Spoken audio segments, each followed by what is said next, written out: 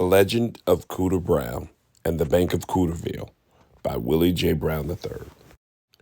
Cooter Brown was intrigued by guest speakers at the school. Mr. Lowe and Mr. Miller taught the class banking rules.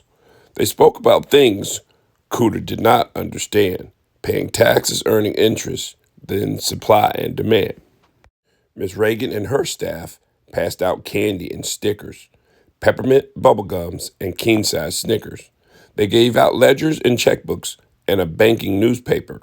Cooter's mental wheels started turning, planning his next great caper. They talked about working really hard and owning your own land. They spoke about debits and credits and retirement plans. They talked about rent versus mortgage and going to college someday.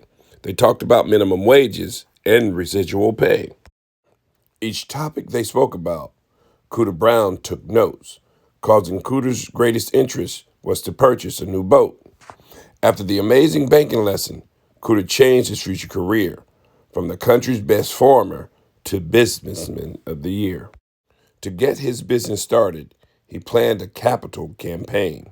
To collect lots of money, Cooter Brown would make it rain. He would then invest in stocks and bonds and watch his money grow. By the time he graduated high school, he'd be a millionaire for show. He collected all of the money stuffed inside of his mattress. He demanded his money from his granny that was stored in her chest. He collected all of his money from Grandpa that was hidden in his boot. Cooter Brown soon was carrying a big wad of loot. Cooter dug up the mason jar he had hidden out back. That was his emergency savings if his life got off track. He found the old Crown Royal bag that was filled with his coins. He sold his prized pigs that he had kept in the barn. He even borrowed his mom's money from the old cookie jar. He even stole his pappy's money he was saving for the bar. He took his brother's money that he kept in his socks. He even sold his arrowheads and collection of rocks.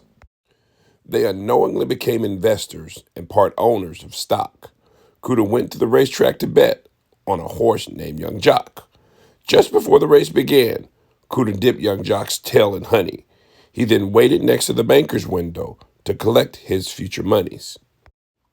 As the race began quickly, Young Jock was in last place. Cooter released some angry bees, and Jock picked up the pace. They stung the horse on the leg. They stung him on his gut. Young Jock hit extra gears as they stung him on his butt.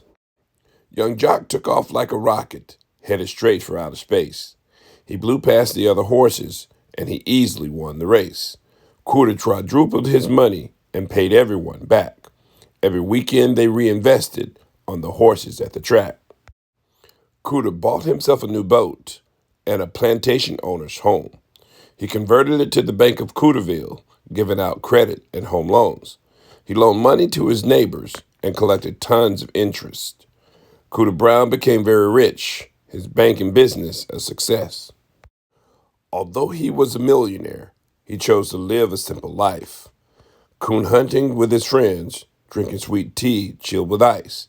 His future retirement plan, to hunt and fish every day, tractor pulls and mud bogging, living life the country way. Using his money to help the less fortunate, making sure their bills were paid. The End by Willie J. Brown III.